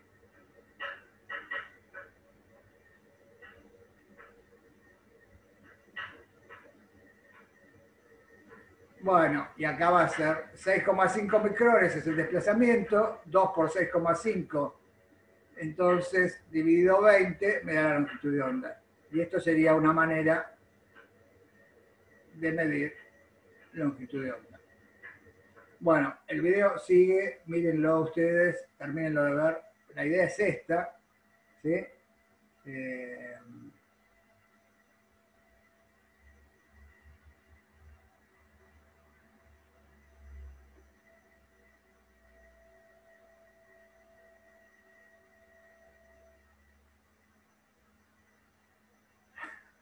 Bueno, sí, este es, entonces, acá está la el link del video completo. Otro interferómetro que es, si ponían caritas asombradas con O o con 0, la van a volver a poner ahora, es lo que se llama el interferómetro de Paul, que también es otro interferómetro por división de amplitud, y que se hace con mica. Sí. Mirá qué interesante, Marcos. Marcos dice que tiene mica en casa. ¿De qué tamaño es la mica que tenés en tu casa, Marcos? Creo que más o menos de una palma de mi mano. Pasa que no han visto nunca mi mano, pero bueno. Asumo, creo que tengo una regla por acá. ¿Cómo es una mano normal? Bueno. Más o menos unos 7 centímetros, algo así. Más o menos. Entonces... Creo que de Misiones es, o no me acuerdo si es de Misiones o de San Juan, porque tengo gente de San Juan acá, así que bueno, me tiro más que de San Juan. Bueno, por allá, no sé. Genial, genial. Mateo pregunta qué es mica. Ali dice que es una chica y además, sí, y mica también es Micaela Duarte, también. También es una banda. Y mica es un mineral. Es un mineral, es un cristal uniáxico además. ¿Sí? Es un cristal donde se dan efectos como los que contamos en las láminas retardadoras. Es más, hay muchas láminas retardadoras que se hacen de mica. ¿Sí? Pero bueno, acá lo que se usa la mica es simplemente porque la naturaleza hizo el cristal y de una manera cercana a la perfección, en el sentido de que las caras que esta lámina de mica es una lámina de caras paralelas, estrictamente es una lámina de caras paralelas, porque la hizo la naturaleza con la disposición atómica de los átomos. Y entonces, es como tener la mica, y además me da una superficie plana muy buena que hace que se produzca un interferómetro por división de amplitud, en el sentido de que la primera cara de la mica refleja, pero también la mica deja pasar algo que llega a la segunda cara de la mica, que también refleja. Y entonces el observador que está, por ejemplo, mirando en esta pantalla, ve venir perturbaciones que se reflejaron en la primera cara de la mica y también perturbaciones que se reflejaron, que se transmitieron, se reflejaron en la segunda cara de la mica, se volvieron a transmitir en la primera y llegan al punto de observación. Entonces también hay interferencia. Y entonces, bueno, ahora la interferencia es por reflexiones y por dioptras planas, entonces también es muy fácil, y entonces lo que se tienen es dos fuentes puntuales alineadas, y que si se cortan en planos perpendiculares al eje que une las fuentes, se ven circunferencias. Entonces, fíjense, en esta configuración, donde está la mica acá, y acá se tiene la fuente, una fuente que incide casi en incidencia normal, el observador que está por acá atrás de la fuente, ¿sí?, le están llegando perturbaciones que se reflejaron, algunas en la cara de adelante y otras en la cara de atrás. Y entonces lo que va a haber es un sistema de círculos. Y debido a que el espesor de la mica, por eso te preguntaba, Marcos, cuál es el tamaño de la mica que tenías, si debido a que la mica, es importante que el espesor sea uniforme para que no haya desfasajes adicionales introducidos porque el espesor varía. Yo lo probé, por ejemplo, con transparencias de carpetas o de estas transparencias que se usaban para imprimir antes. Y el espesor no es muy constante y entonces no se ve bien el efecto, pero con mica sí se ve por esto de que el espesor se mantiene muy constante, si la mica es buena.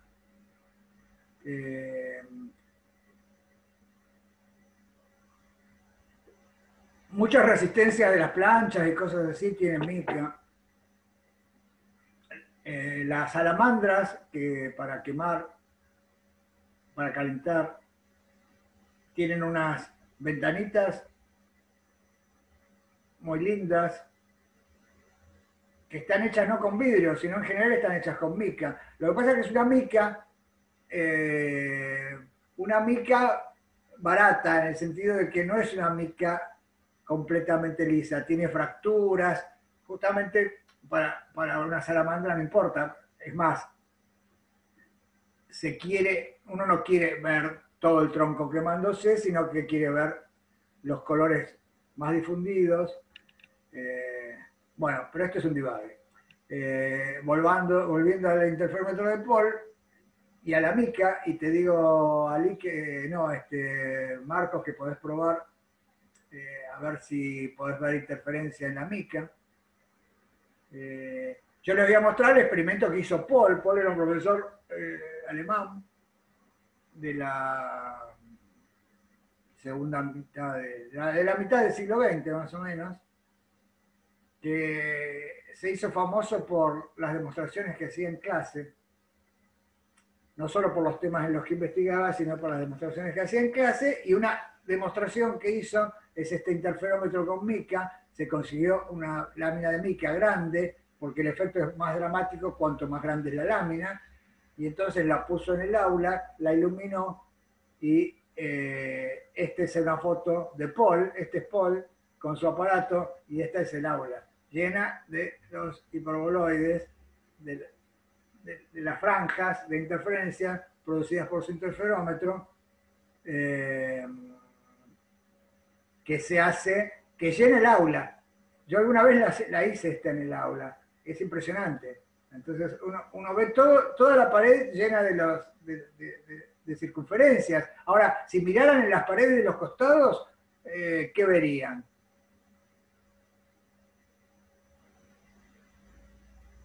Los frentes de onda, no sé. O tipo así como que se empieza a nublar más. Si, más por para el costado. ejemplo, claro, hipérbolas, Santiago. ¿Sí? Vería la intersección del sistema de hiperboloides que está en el espacio. Lo que pasa es que habría que poner humo para que se viera. Si uno pusiera humo, se verían los hiperboloides. Pero si en vez de poner humo, inclino este aparato, ¿sí? Entonces voy a empezar, en vez de decir que ven en la pared, les podría preguntar qué pasa si giro este aparato. Si giro este aparato, voy a empezar a ver la intersección del sistema de hiperboloides con la pared. ¿Sí? Bueno, el interferómetro de Paul, bueno, acá estaría el esquema para calcular cómo se hacen las cosas con el interferómetro de Paul. Esta es la fuente primaria que llega a la primera cara y llega a la pantalla de observación, habiéndose reflejado en la primera cara, pero parece provenir de este punto, S1, que es la imagen especular de S dada por la primera cara. En cambio, hay otras perturbaciones que llegan a P, que salen de S, se transmiten por la primera dioptra. Acá no están dibujados los ángulos, acá se desvía el ángulo, obviamente. Acá hay una desviación, llegan a la segunda cara, se reflejan, llegan a la primera dioptra de nuevo y se transmiten y llegan al punto P. La perturbación que hizo este camino más complicado de transmisión, reflexión, transmisión, parece venir de la imagen. Bueno, acá hay un sistema de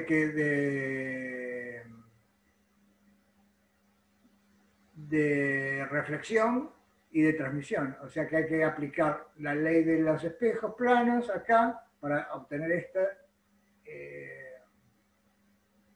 una que no está dibujada acá, ¿no? Y después la transmisión sería este S2. Y entonces acá tendría S1 y S2. Las fuentes secundarias. Fíjense que entonces también este interferómetro de división de amplitud es como el de Young. Se lo llama interferómetro de división de amplitud, pero el esquema de funcionamiento es idéntico al de Young, que era por división de frente de onda.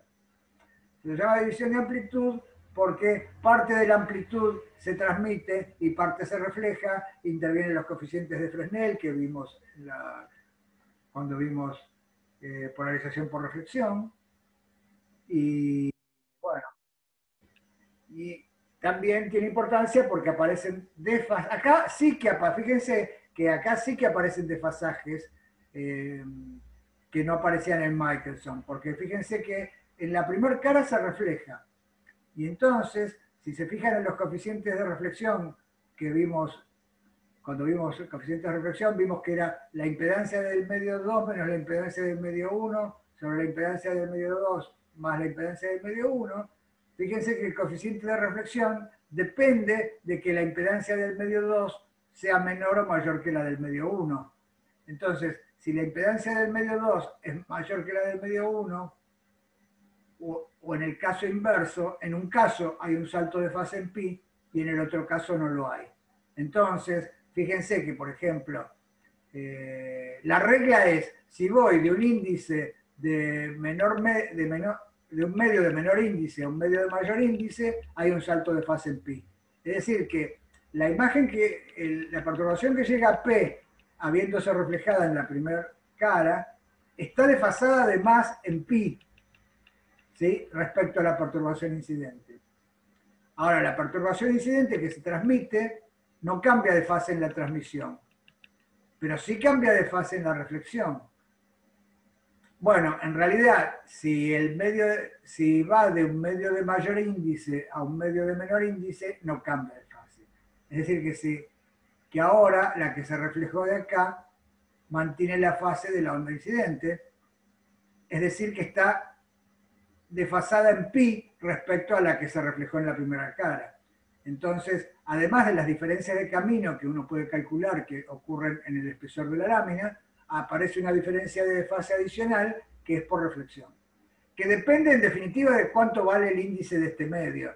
Como la lámina está en aire, si hay un cambio de fase en la primera cara, no lo hay en la segunda. Ahora, si acá hubiera todavía un índice más grande, habría un cambio de fase en las dos reflexiones. Y así habría que analizar estos interferómetros por división.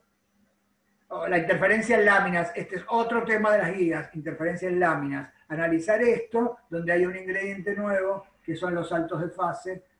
Además de descubrir dónde están las fuentes secundarias, hay que ingeniárselas para descubrir la diferencia de camino haciendo trigonometría y los saltos de fase sabiendo estas cosas que les conté recién.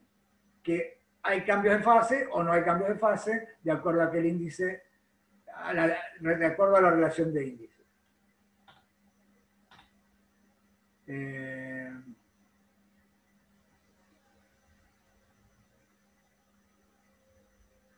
Bueno, y esto lo podemos complicar todo lo que se nos ocurra, ¿no? O sea, en la práctica lo vamos a complicar un poquito nada más, pero realmente los grandes laboratorios metrológicos, donde lo que quieren es medir cosas, en particular medir longitudes o longitudes de onda o desplazamientos, o como el proyecto de las ondas gravitacionales,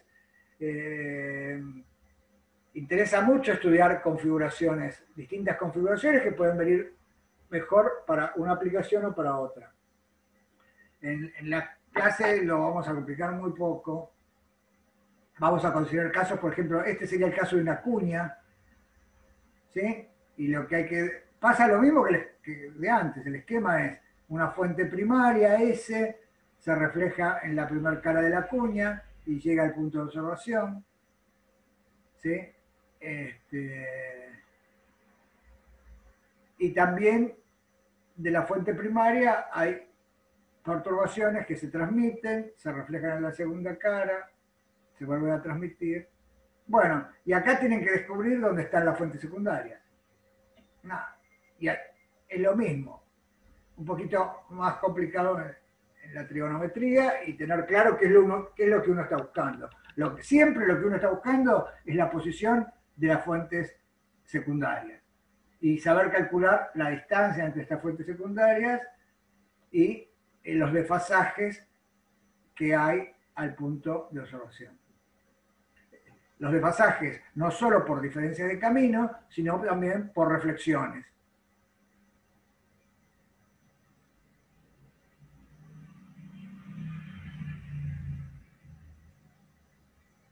¿Sí? Pero lo importante es esto, es esa regla que puse en una de las primeras transparencias, que es, con fuente puntual siempre va a haber franjas no localizadas. No localizadas en el sentido de que va a haber en todo el espacio donde las perturbaciones interfieran.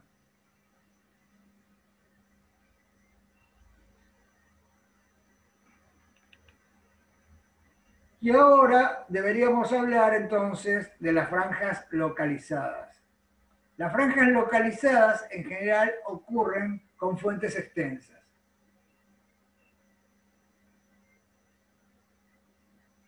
Esas franjas localizadas en realidad se pueden pensar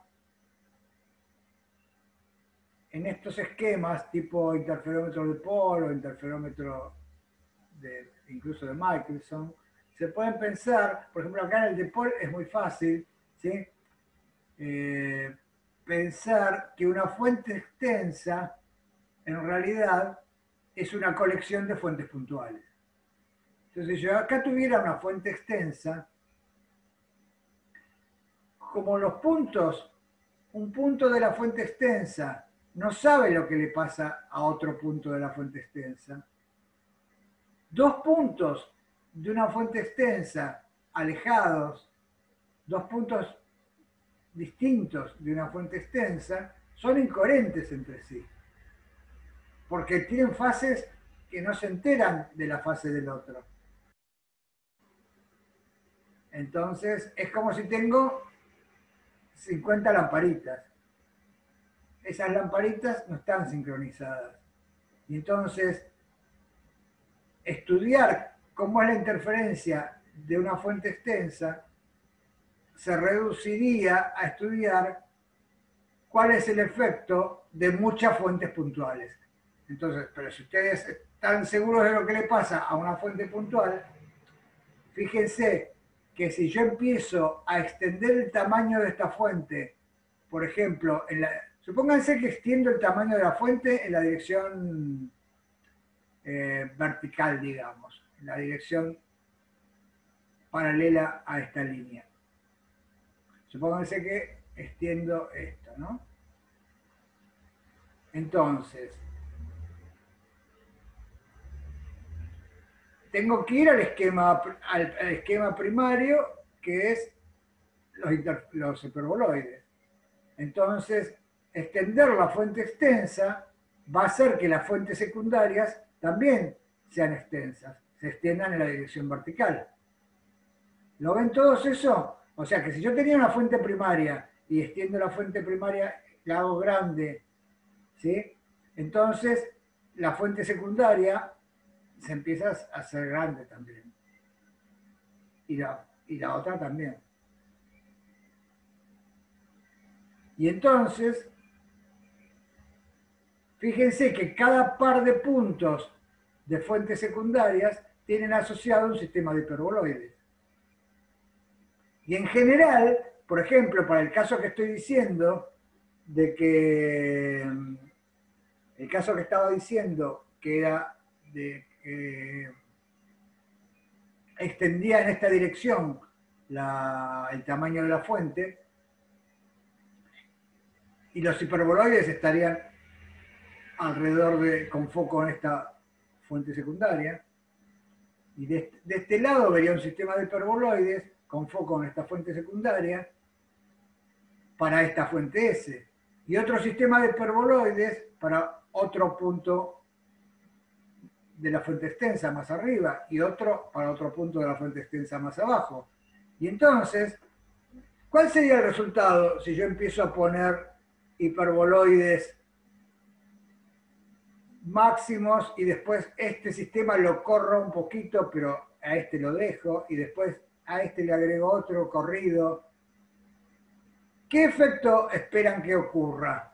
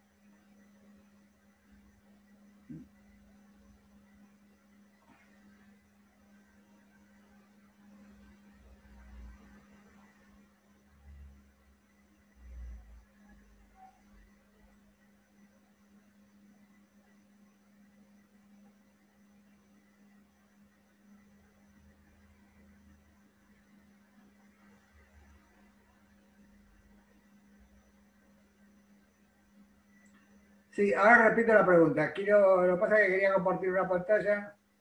Acá está, no la encontraba. Sí, la pregunta es la siguiente. A ver si la podemos esquematizar acá.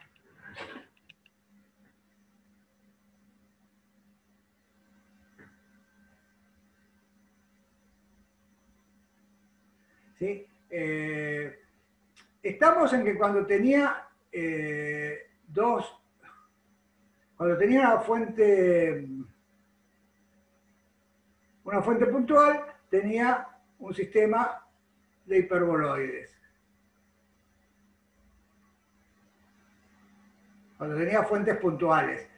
Ahora sabemos que estas fuentes puntuales, en general, en todos los interferómetros, van a estar creadas por una fuente primaria puntual.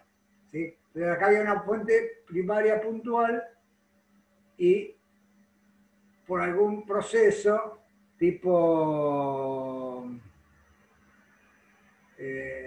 división de amplitud, división de frente de ondas, con ese punto de la fuente primaria S lograba fuentes secundarias S1 y S2. ¿Sí? Y con esas fuentes secundarias S1 y S2 estaba asociado un sistema de hiperboloides. Y después otro.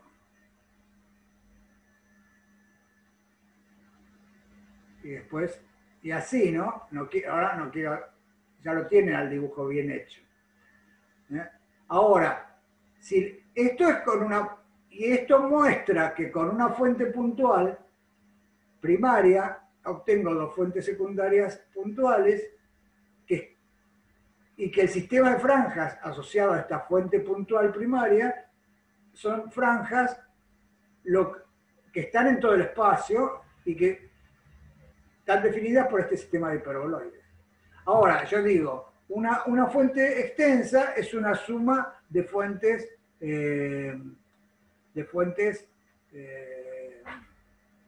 puntuales. Entonces, podríamos tomar decir ahora que la fuente...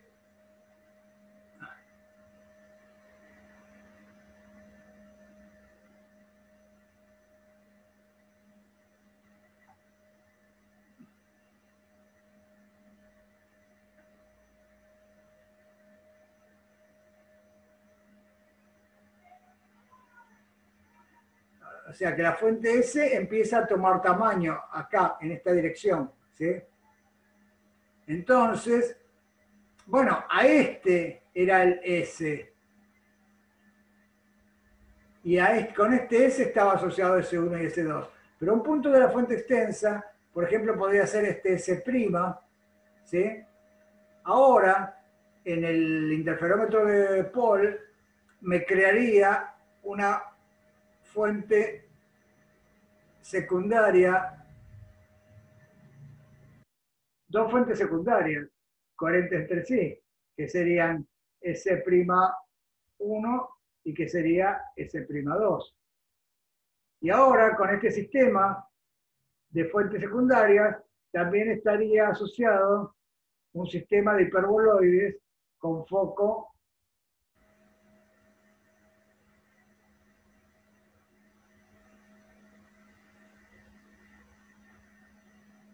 bueno, horrible me está saliendo el dibujo, pero lo que quiero que vean es que fíjense que los máximos del sistema de hiperboloides asociado a S' no coinciden necesariamente con los máximos del sistema de hiperboloides asociado a S.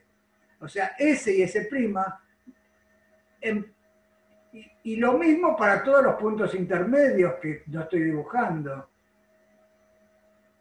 Y entonces, y si se extiende en la dirección perpendicular al dibujo, y si se extiende también en la dirección así, fíjense que en definitiva el sistema de hiperboloides se va a borronear, porque siempre va a haber lugar de un mínimo de uno donde coincida el máximo de otro.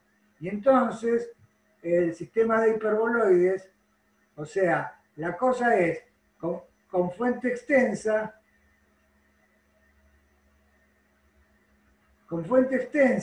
el sistema de hiperboloides se borronea.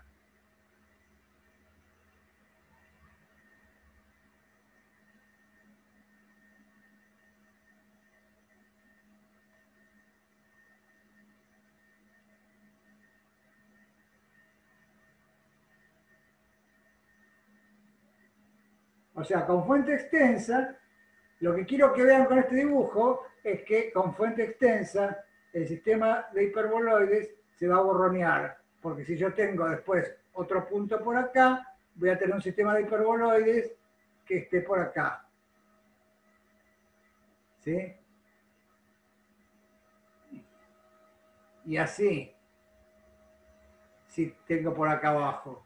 Entonces, lo que va a ocurrir es un gran borroneo en esta dirección, en la dirección perpendicular y en estas direcciones, debido a la extensión de la fuente. Si tengo una fuente extensa en las tres direcciones, debido a que las fuentes, claro, ¿por qué? Porque las fuentes puntuales que componen la fuente extensa son incoherentes entre sí, entonces no interfieren. Solo tengo que mirar la interferencia de las fuentes secundarias asociadas a cada punto de la fuente primaria.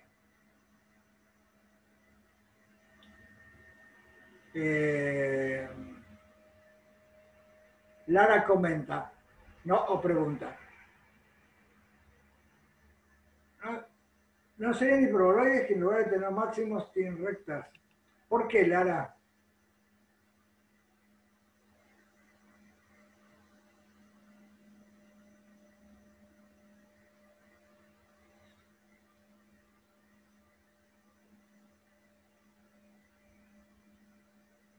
Ah, bueno, genial. Okay. Genial. Quedó vieja la pregunta. Está bien. Bueno, entonces, es cierto que este dibujo es una gran confusión, pero justamente el mensaje de esta gran confusión es eso, es que con fuente extensa hay una gran confusión del sistema de hiperboloides. Se borronea el sistema de hiperboloides. Entonces, se dejan de ver las franjas. En general se dejan de ver las franjas. Con fuente extensa, en general, vamos a dejar de ver el sistema de franjas. Entonces,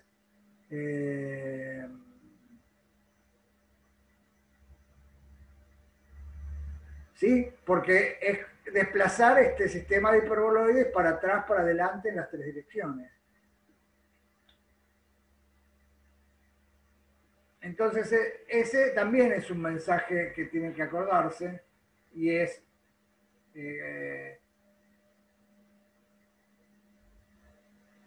con fuente extensa,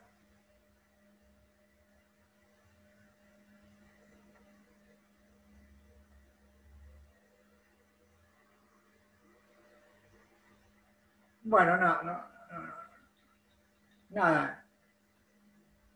Pensé que tenía algún esquema especial, pero no. Con fuente, es lo que dije recién, con fuente extensa, en general, las franjas van a desaparecer. No van a estar, porque se van a borronear.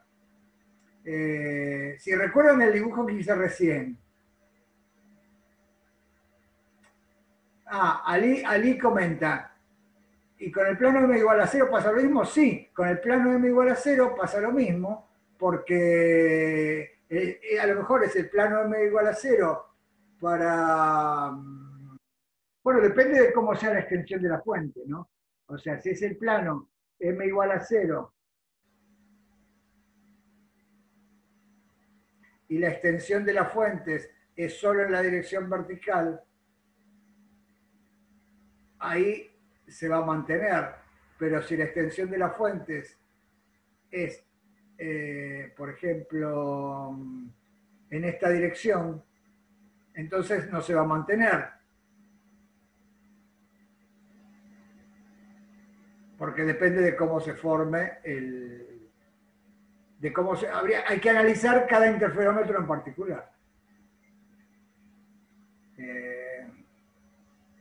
Lo importante es que, aunque persista el MAC esto, ¿sí? Se va a perder en el fondo que producen todas las otras intensidades. Entonces, no voy a ver un sistema de franjas. No voy a poder medir la interfranja. O sea, el sistema de franjas se va a perder. Claro, ese es el mensaje. El mensaje es que el sistema de franjas se va a perder. ¿Sí? Bueno, se va a perder a menos que pase una cosa, bueno, que tiene que ver con el comentario que hacía Ali, a menos que los sistemas de franjas de un punto de la fuente extensa coincidan exactamente con el sistema de franjas de otro punto de la fuente extensa. O sea, por ahí iba la pregunta de Ali con el plano de m igual a 0.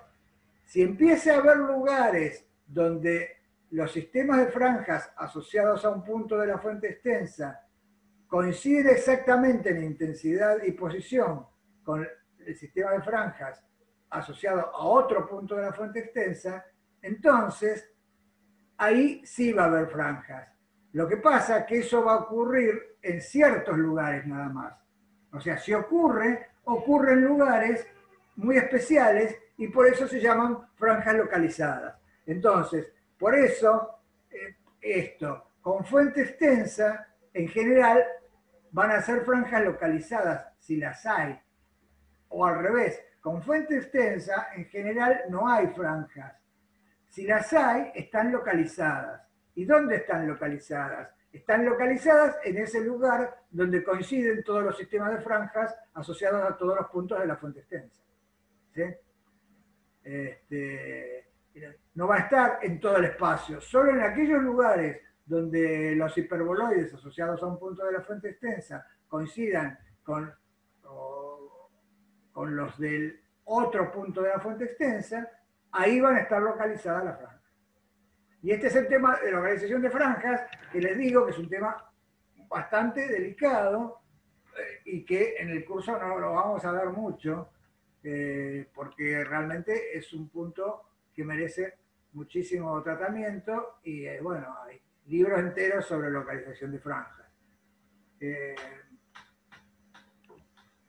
Lo único que pretendemos en Física 2 es que entiendan este concepto de que las franjas dejan de perder esa distribución espacial en todo el espacio y empiezan a ser localizadas, por ejemplo, con fuente extensa.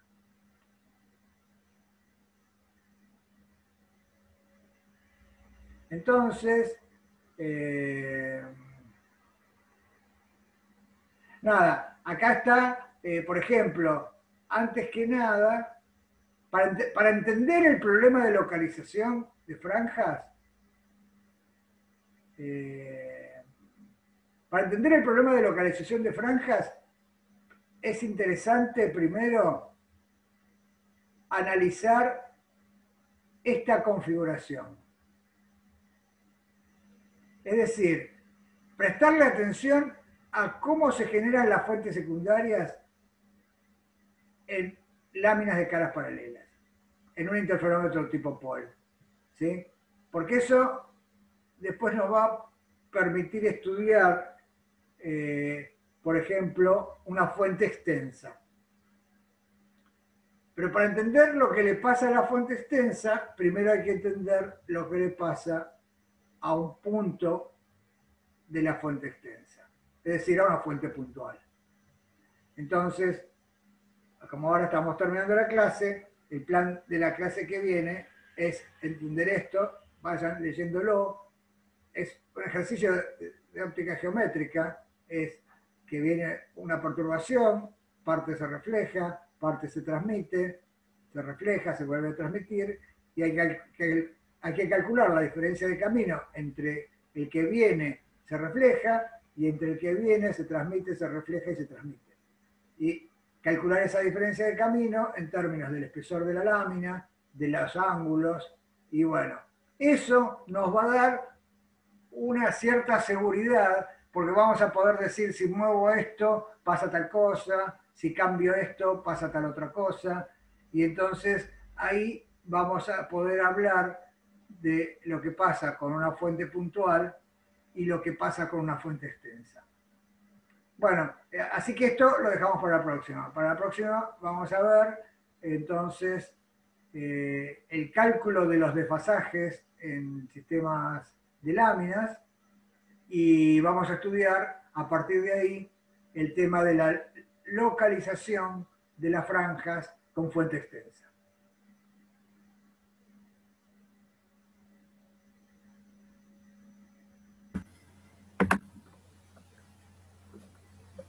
Así que bueno,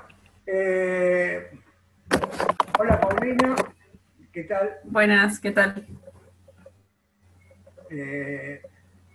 Hola Luz.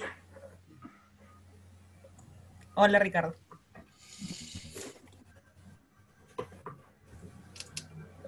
¿A quién le paso el...? Lo mismo, lo que quieras. Ali.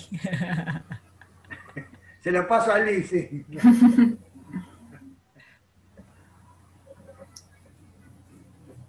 Bueno, ahí te paso el control, Paulina, que estabas más cerca. Perfecto. Solo quiero decir Gracias. a los que me escribieron, recibí algunos mails sobre el tema de final. Ya les iré contestando en el transcurso de la semana, ¿sí? O sea, recibí los mensajes y se los voy a ir contestando en estos días. Nada más. Así que bueno, nos vemos el viernes. Chao, hasta el viernes. Hasta el viernes, Ricardo.